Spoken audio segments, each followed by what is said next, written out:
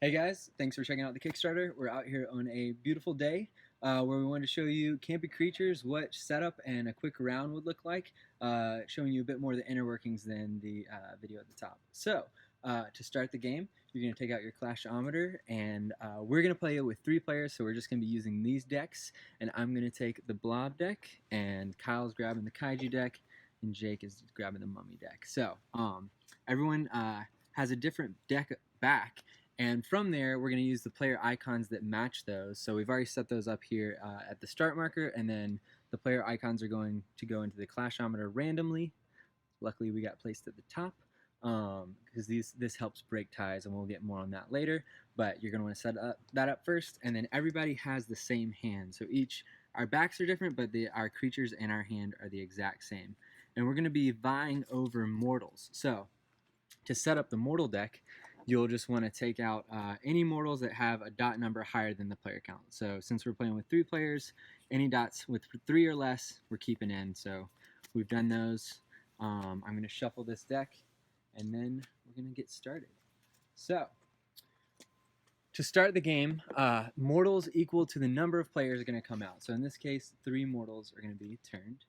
And what we're doing is we're going to play a monster or a creature into this fight trying to capture these mortals. So the first mortal here is just -3 points. We definitely don't want that. The next ones are teenagers. Teenagers are worthless on their own, but the player who captures the most, in this case there's 2 here, gets 7 points, and the second most gets 4 points. So cards for teenagers go from 1, 2 to 3, and then these engineers are super tricky. So if you end up with an odd number of those, you get -2, and if you get an even number of those, then they're worth 3 each. So odd -2 each, 3 even is 3 each. So we're thinking through, we don't want to end up with anything here. The easiest play to not end up with anything is your Invisible Man. He allows you to discard a mortal you've captured. But if Jake thinks we're going to play that, he could play his Vampire and drain us of that ability. So I'm a little worried about that. The higher the creature is, so Kaiju obviously being the highest here, the higher a creature is, it's going to capture first, and then the second highest captures next. In the case of a tie, we refer to the Clashometer to see who wins the tie. So I'm going to be a little tricky and try to get Kyle. So we're going to try to drain Kyle because I think he's going to try to do something crazy. We'll see what these other guys do. All right, so once everybody chooses a creature, we all reveal at the same time. Boom. All right, so Kyle was trying to pull a tricksy move here. So abilities resolve. Our creature has a 1 dot on it. So 1 dot abilities resolve before any of the capturing happens from high to low. And then any creature with 2 dots, like this werewolf or swamp creature, they resolve as they capture a mortal. So ours resolves first, and it says, drain the ability of the creature to your left. So Kyle is just a flat out 1. He's unfortunately, yeah, just not gonna end up with anything good here. And then Jake's creature is gonna force us to discard a card once we get there. But to start, the highest creature captures. So 6, that's gonna be me. I'm definitely taking these guys. Those teenagers can be pretty valuable. And then next is a 5. And Jake's ability activates. So it says force the player to your right to discard a creature. So that's Kyle. So Kyle kind of got really hammered on this time, but those are the 2 attack cards that would happen to him. And from now on, he knows we've played these, so he's safe. And once you play a creature, you're going to leave it face up in front of you. So we'll put our creatures over here, and then our mortals here. And then 3 more mortals are going to come out for the next turn. All right. So this is a nice-ish spread. We know Jake now wants another one of those engineers probably.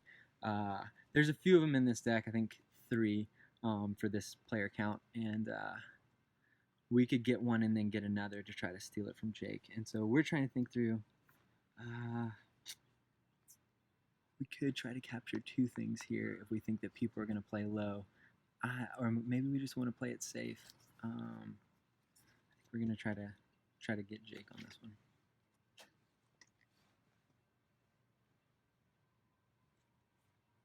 So the heart of this game is kind of outthinking your opponents and what they can do, because there's a few counters to everything, but in general, the higher creature is going to win. Oh, okay. So these 2 guys blobbed. which means there's a clash that's happened. So when a tie happens, we refer to the clashometer, and whoever's highest their ability will go off first, and then they'll capture first whenever that comes around. So in this case, they have a 1-dot ability, the blob.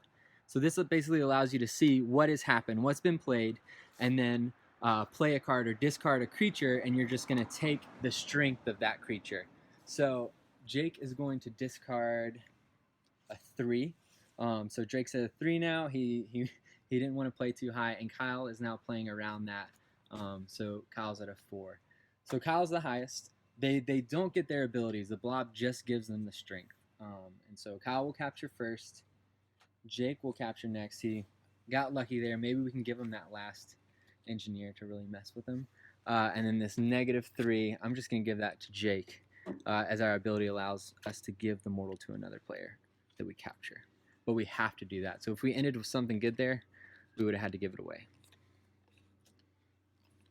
Now that clash has happened, at the end of that turn, the player who was highest in the clash, which was Jake, moves to the bottom of the clashometer, and then Kyle will move up to the middle. All right, so we could go for more teenagers. If someone gets that, they're going to be tied with us. 2 points is also nice, and that last engineer, Jake is probably worried about. He doesn't want it. So let's see.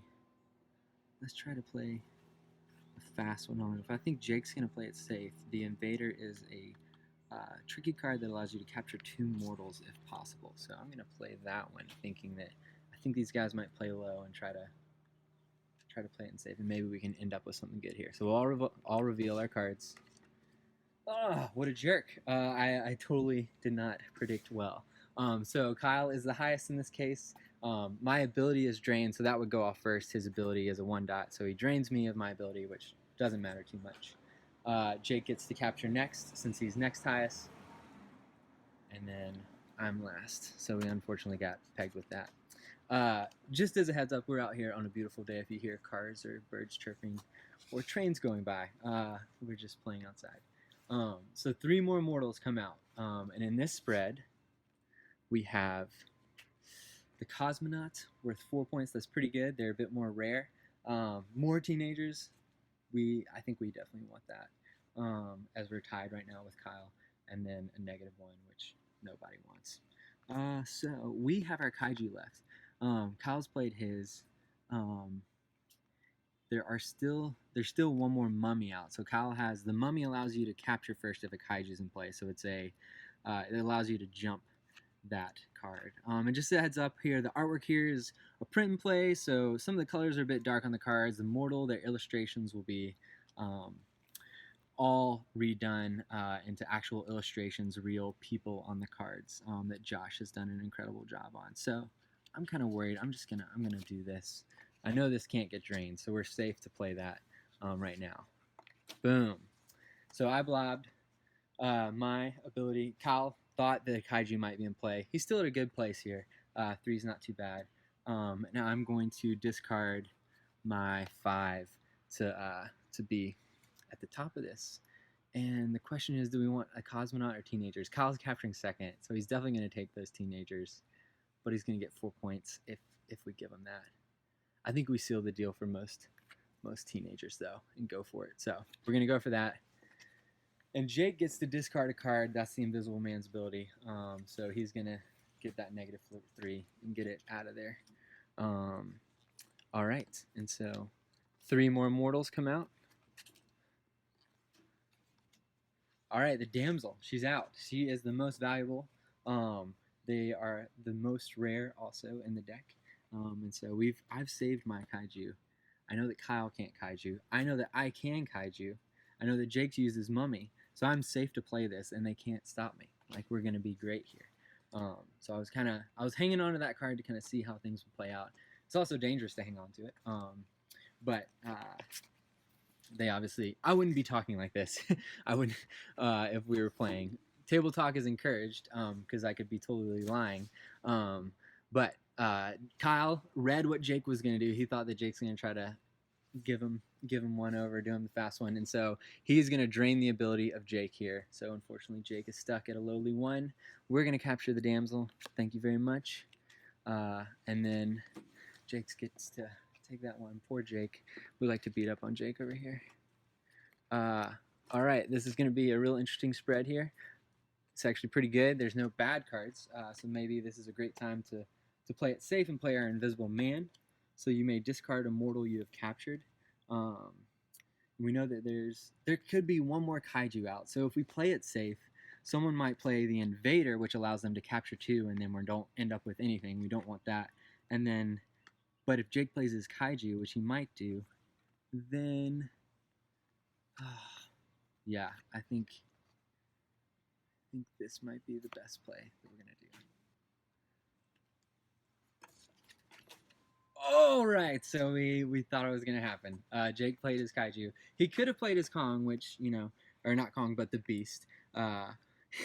He originally was an inspired from King Kong thing, but now he's the Beast. Score 3 points if the Beast is in hand, so you kind of want to keep him, which we did. But if he's a safer play than the kaiju in this place. But Jake went all out. So rise and capture first. The kaiju's in place, so we're going to do that. And I'm taking this nice 4. Jake gets to take one of the 2s, and Kyle will take a 2. And so we have 2 cards left over. Sometimes you end with 1, sometimes you might end with 2. We didn't have to discard a card, so we got lucky there. But we're going to score 3 points if the Beast is in hand at the round's end. So we get 3 extra points there, and we're going to total up our scores now. So 3, 4 is 7, plus 6 is 13, minus 2 is 11, and we have the most teenagers, I believe, so another 7 is 18. We really killed it on that. These guys got worked.